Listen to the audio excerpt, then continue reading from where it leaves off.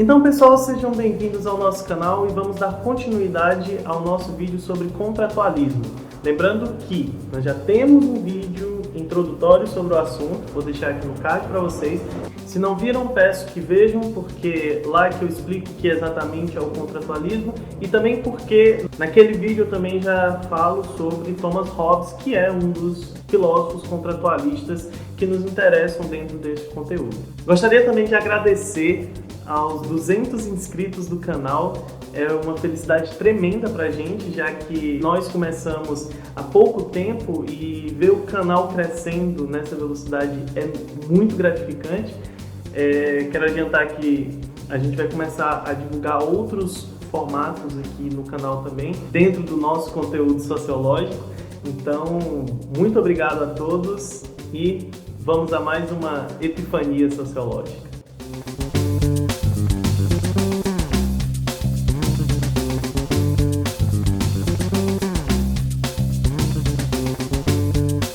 No vídeo anterior eu falo que o contratualismo ele é uma espécie de princípio filosófico que leva em consideração a existência de um contrato social e que todos esses filósofos ditos contratualistas levam em consideração a existência desse contrato, assim como cada um deles vai levar em consideração o que nós seríamos enquanto indivíduos, enquanto seres humanos, antes do contrato, o que eles vão chamar de estado de natureza, e o que nós somos, pós o contrato, que aí nós já seríamos uma sociedade civil, por exemplo, dando origem a partir daí não somente à sociedade, mas também ao Estado, que a gente começa a criar nossas primeiras regras. Então vamos começar falando neste vídeo sobre um cara chamado Jean-Jacques Rousseau. Rousseau é um cara que vai se opor filosoficamente a Hobbes. Por quê? Vejam só, enquanto Hobbes pensava o estado de natureza enquanto um estado onde nós teríamos 100% de liberdade e que essa liberdade entraria em conflito com as liberdades dos outros sujeitos e isso faria com que nós entraríamos em conflito, o Rousseau vai dizer que não. É exatamente essa liberdade, essa possibilidade de nós sermos o que quisermos e termos o que quisermos, porque se temos 100% de liberdade, tudo é de todos, é exatamente esse ponto que faz com que o conflito que o Hobbes pressupõe que exista, ele não existe para o Rousseau. E não existe por quê? Rousseau vai dizer o seguinte: se nós temos 100% de liberdade, tudo é de todos e nada de ninguém. Não faz sentido eu entrar em conflito com outros sujeitos, com outros indivíduos, se no estado de natureza, o mundo, nós somos livres e o mundo é de todos. No vídeo anterior eu dou o exemplo da maçã, que na visão de Hobbes, se por exemplo eu quisesse uma maçã e um outro indivíduo quisesse a mesma maçã, a gente entraria em conflito. Porque eu tenho a liberdade de pegar essa maçã, mas o outro sujeito também tem. O Rousseau vai olhar para essa relação e vai dizer assim, não, se a minha preocupação no estado de natureza é a sobrevivência e o indivíduo pegou essa maçã, então eu vou pegar uma outra maçã. Não existe a ideia daquilo que vai ser a origem da desigualdade, a origem de todos os males da sociedade, que é, para o Rousseau, a ideia de propriedade privada. Notem, a partir do momento em que nós dizemos isso é meu, não é seu, é nesse momento para o Rousseau que nós nos tornamos pessoas ruins. É daí que ele vai tirar a noção de que no estado de natureza nós somos bons. A sociedade que nos corrompe. E nos corrompe a partir de quê? A partir da ideia de propriedade. Quando eu digo, novamente, que algo é meu, não é do outro, é nesse momento em que a gente começa a criar relações de poder, relações de desigualdade, porque algumas pessoas vão ter acesso a determinadas propriedades que outros não vão ter acesso nenhum ou vão ter pouco acesso. Então a gente tem aí a origem da desigualdade e também a origem da sociedade, porque o Estado vai surgir exatamente para proteger essa propriedade. Logo, proteger esse status. O interessante é que, até esse momento, a gente tinha explicações de relações de poder baseadas na ideia de quem era fraco e quem era forte. Quem era forte mandava e quem era fraco obedecia. O Rousseau vai questionar isso porque ele vai dizer que isso não explica muita coisa. Isso só legitima as relações de poder dentro da sociedade. Então, ele vai dizer o seguinte: fora preciso muito menos do que o equivalente desse discurso para arrastar homens grosseiros, fáceis de seduzir. Todos correram ao encontro de seus grilhões, crendo assegurar a sua liberdade. Tal foi ou deveu ser a origem da sociedade e das leis, que deram novos entraves ao fraco e novas forças ao rico. Destruíram irremediavelmente a liberdade natural, fixaram para sempre a lei da propriedade e da desigualdade, fizeram de uma usurpação sagaz um direito irrevogável e, para proveito de alguns ambiciosos, sujeitaram doravante todo o gênero humano ao trabalho, à servidão e à miséria. E sobre o contrato, Rousseau ainda diz: quando bem compreendidas, reduzem-se a uma só, a alienação total de cada associado, com todos os seus direitos à comunidade toda, porque, em primeiro lugar, cada um dando-se completamente, a condição é igual para todos. E, sendo a condição igual para todos, ninguém se interessa por tornar onerosa para os demais. Então percebam, para o Rousseau há um discurso de legitimidade da servidão e da desigualdade. Portanto, ele passa a buscar uma explicação agora não mais para legitimar essa relação que já se estruturou dentro da sociedade e que, na visão dele, é corrompida. Ele vai buscar uma noção a partir dessa liberdade natural que nós tínhamos antes do contrato, e agora a gente vai tentar pensar as cláusulas desse contrato a partir de uma noção de uma liberdade civil, que vai, nesse sentido, proporcionar igualdade a todos os indivíduos. Olha que interessante.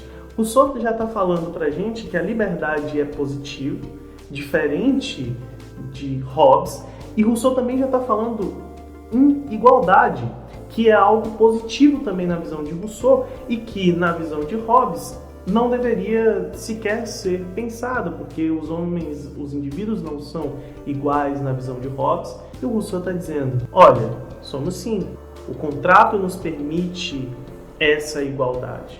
Então nós temos já um discurso que, a posteriori, vai ajudar também a fortalecer o movimento de Revolução Francesa e das outras revoluções de tipo político que vão acontecer durante aquele período. Lembramos que, durante a Revolução Francesa, nós tínhamos o lema liberdade, igualdade, fraternidade. O Rousseau já tem falado para a gente sobre algumas dessas ideias que vão perpetuar dentro do discurso da Revolução Francesa, juntamente com Locke, que a gente vai falar no decorrer desse vídeo. Outro ponto interessante para se pensar Rousseau ora, se o estado de natureza nós tínhamos liberdade, e a liberdade é algo positivo, e agora a gente passou a viver em sociedade, o que exatamente, qual que é o papel do Estado, então? Ou, pensando filosoficamente, qual seria o modelo ideal de sociedade? O Rousseau ele vai atribuir muito dessa discussão a partir da educação.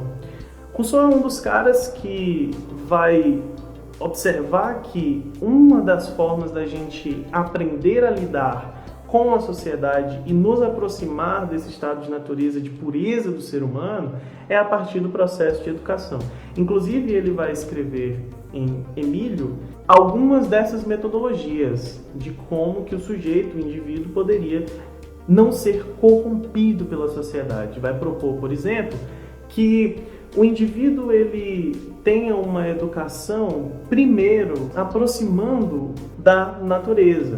Então, é aquela educação em que o sujeito vai aprender na prática, a sua relação com o mundo, e aí aos pouquinhos a gente vai introduzindo esse indivíduo à sociedade. E quando esse indivíduo retorna à sociedade, aí a gente tem um indivíduo já formado dentro de uma nova perspectiva de humanidade, uma nova perspectiva em que, se a gente conseguisse fazer isso com todas as nossas crianças, nós teríamos uma sociedade mais justa, menos desigual, uma sociedade que fosse capaz de não corromper os indivíduos, os sujeitos, e que a ideia de propriedade ela fosse não necessariamente extinta, mas que pelo menos fosse compreendida de uma forma mais ampla. Então a gente chega em John Locke. Locke era um autor que, assim como Rousseau, vai pensar a liberdade como algo positivo. Mas como que ele vai pensar o estado de natureza? Diferente de Rousseau, que pensava que a propriedade, a ideia de propriedade privada era algo que corrompia os indivíduos, Locke vai dizer que a propriedade ela já existe no estado de natureza. E como que ele vai chegar a essa conclusão? Ele vai dizer o seguinte: olha, no estado de natureza, nós não somos nem bons e nem maus, porque nós, na verdade, somos como uma folha em branco. São as nossas ações, individualmente falando, é que nos levam a agir de uma forma má ou de uma forma boa. Então, o que exatamente vai acontecer para que eu faça essas escolhas, ou o que eu sou no estado de natureza, dadas essas circunstâncias? Ora, no estado de natureza, as minhas ações são movidas a partir da minha sobrevivência. Eu preciso sobreviver ao mundo. Se essa é a minha condição primária, logo eu vou tentar proteger aquilo que é, para mim, mais sagrado. E o que exatamente é isso? Para o Locke, a propriedade privada. Porque a propriedade privada, na visão de Locke, ela, na verdade, se divide em 3 elementos: a vida, a liberdade e os bens. A vida é sua, ninguém pode tomá-la de você. A sua liberdade é sua, ninguém pode tomá-la de você. Assim como os seus bens, aquilo que você produz com a força do teu trabalho, são teus e ninguém poderia tomá-los de você. Logo, nós assinamos o contrato social como uma espécie de consenso entre os indivíduos de que nós deveríamos nos proteger e proteger essa propriedade privada. Esses 3 elementos que foram citados. Então, para que serviria o Estado? O Estado serviria, a partir desse modelo, para proteger a propriedade privada. O Estado precisa proteger a sua vida, a sua liberdade e os seus bens. E isso é interessante de pensar porque o Locke está propondo aqui a ideia de um Estado mínimo, onde a única função desse Estado é a proteção dessa propriedade. A gente está falando de um momento em que a Inglaterra está passando por diversas mudanças políticas e estruturais e que essa proteção dessa propriedade ela é essencial. Daí Locke vai dizer o seguinte: e assim, todo homem concordando com outros em formar um corpo político sobre um governo, assume a obrigação para com todos os membros dessa sociedade de se submeter à resolução da maioria conforme esta assentar. Se assim não fosse, esse pacto inicial pelo qual ele juntamente com outros se incorpora a uma sociedade, nada significaria e deixaria de ser pacto. Se aquele indivíduo ficasse livre e sob nenhum outro veículo, senão aquele em que se achava no estado de natureza. E ele continua: quem quer, portanto, que, saindo de um estado de natureza, entre para uma comunidade, deve ser considerado como declinando de todo o poder necessário aos fins para os quais se uniram em sociedade, em favor da maioria da comunidade, a menos que estejam expressamente de acordo quanto a um número maior do que a maioria. E isto se consegue concordando simplesmente em unir-se em uma sociedade política, no que consiste todo pacto que existe ou deve existir entre os indivíduos que entram em uma comunidade ou a constituem. Assim sendo, o que dá início e constitui realmente qualquer sociedade política nada mais é senão o assentimento de qualquer número de homens livres e capazes de maioria em se unirem e incorporarem a tal sociedade. E isto, e somente isso, deu ou poderia dar origem a qualquer governo legítimo no mundo. Locke passa então a romper com a noção de que existe uma legitimidade a partir da religião, da explicação teológica, de uma representação divina de Deus na Terra. Porque se a gente pensar no primeiro tratado sobre a sociedade civil, a gente vai ver que esse tratado é a partir da noção de que Adão seria, na visão cristã, o primeiro rei. Portanto, todos os indivíduos que o sucederam seriam reis naturalmente. No segundo tratado da sociedade civil, Locke vai dizer exatamente que não é a tradição e nem a força que determina o poder político de um sujeito ou a organização de um governo, que na verdade é o consentimento entre os sujeitos, entre os indivíduos, porque esses indivíduos nascem livres e iguais. Então é o consentimento desses indivíduos que leva a um governo. O interessante é que tanto Rousseau quanto Locke estão favoráveis à liberdade, estão favoráveis a um modelo de governo baseado não mais nas tradições, mas uma espécie de racionalização da política, de um processo em que vai levar os indivíduos a negar, o modelo político vigente naquele período, que eram as monarquias, a levar as revoluções políticas daquele período, em especial a Revolução Francesa, mas também as revoluções americanas e por aí vai. Revoluções de tipo político, de caráter político, revoluções que vão propor um novo modelo de Estado, um novo modelo de governo. Mas na frente a gente vai ver que Montesquieu, um outro autor muito importante para se pensar a ciência política, vai propor a ideia da tripartição dos poderes, do judiciário, do legislativo, do executivo, e que vai fazer parte das repúblicas naquele momento. Então, pessoal, essa foi a nossa segunda parte da aula sobre contratualismo. É claro, esse vídeo não substitui as leituras, não substitui o estudo de vocês, mas nos auxilia para pensar algumas questões e, como foi dito lá na primeira parte, se vocês quiserem que a gente elabore vídeos separadamente para cada um desses autores, a gente também poderá fazer. Novamente, muito obrigado a todos por se inscreverem no canal. Estamos muito felizes com os nossos 200 inscritos neste momento e a meta é que a gente continue crescendo. Então, se você gostou desse vídeo, deixe o seu like ou dislike, comenta aí, sugiram outros vídeos e a gente se vê numa próxima Epifania Sociológica.